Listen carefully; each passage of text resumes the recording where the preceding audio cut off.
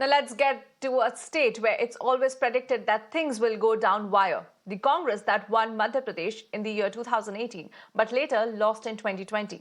Ever since then, the Congress has been in a revenge mode.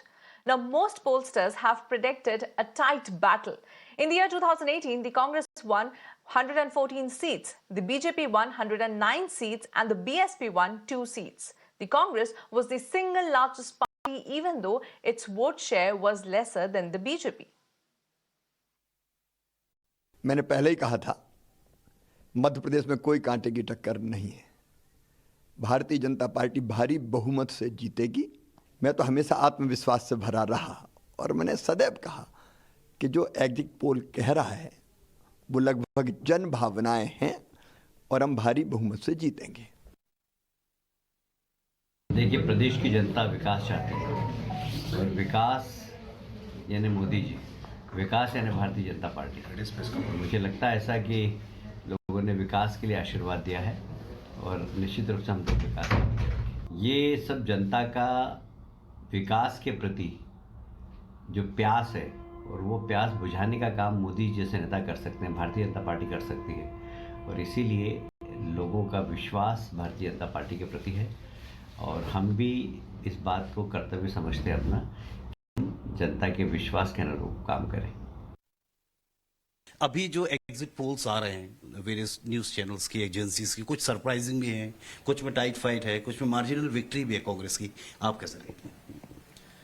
मैं तो इसे स्पष्ट बहुमत देखता हूँ। मेरा जो अनुभव है पिछले कई सालों का और थोड़ा बहुत जो मध्य प्रदेश को मैं जानता हूँ, मैं शुरू से इस बात को कह रहा हूँ कि इस बार जनता में नाराज़ी है भाजपा के खिलाफ और ये नाराज़ी वोटों में परिवर्तित होकर रहेगी और हमें 130 सीटों से ज़्यादा सीटें मिलेंगी। Okay, voting turnout has increased with more than 1%. So how you just look at this? That is always against the establishment. नाराज़ी का वोट जो होता है वो हमेशा से विपक्ष को जाता है और उसमें वोटिंग परसेंटेज बढ़ता है। Sir, if the margin of victory is near means little more than majority, last time you have seen the experience toppling the government, how you see that situation? We'll be more careful this time.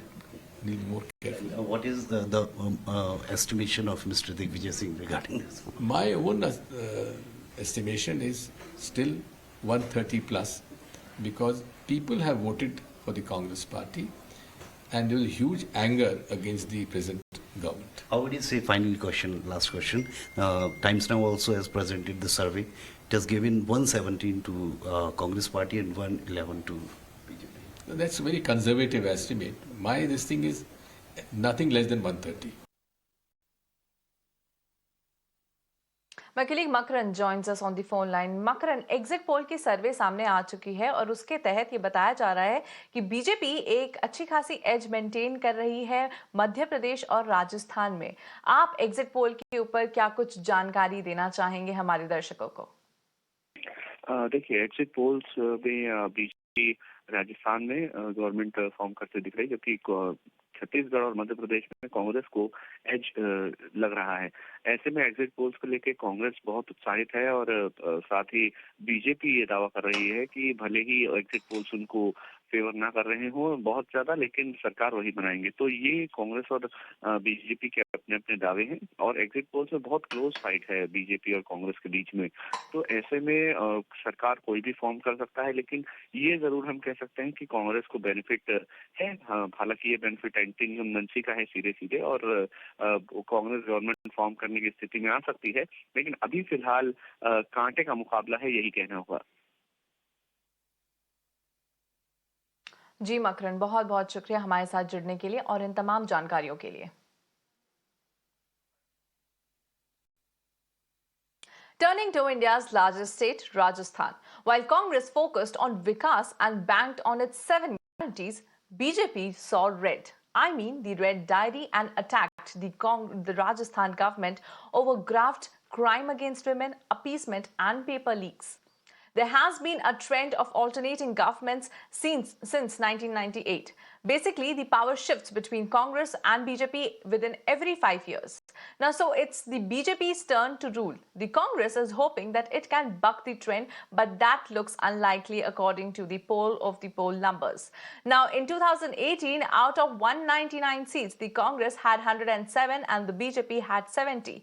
However, this time around, the poll of polls suggests that it is the BJP which will secure 107 seats, the Congress at 80. No doubt exit poll करना press media जब करता है तो उसका अपना एक सम्मान है और हमारी जो योजनाएं हैं, हमारी जो सफलता का राज है वो आप खुद जानते हैं कि ओल्ड पेंशन स्कीम, चिरंजीवी योजना, RGHS डायरेक्ट लाभ मिला। अब ये पोलिंग परसेंटेज हमारा मानना है कि योजनाओं से भी बड़ा है।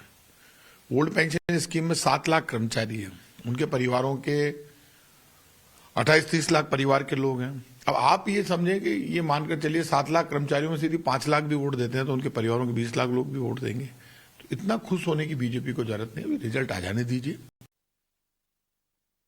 देखिए, बिल्कुल स्पष्ट है, राजस्थान के अंदर भारतीय जनता पार्टी की पूर्ण बहुमत की, प्रचंड बहुमत के साथ, जनता के आशीर्वाद के साथ एक परिवर्तन जो तय था वो है और भारतीय जनता पार्टी की सरकार आ रही है।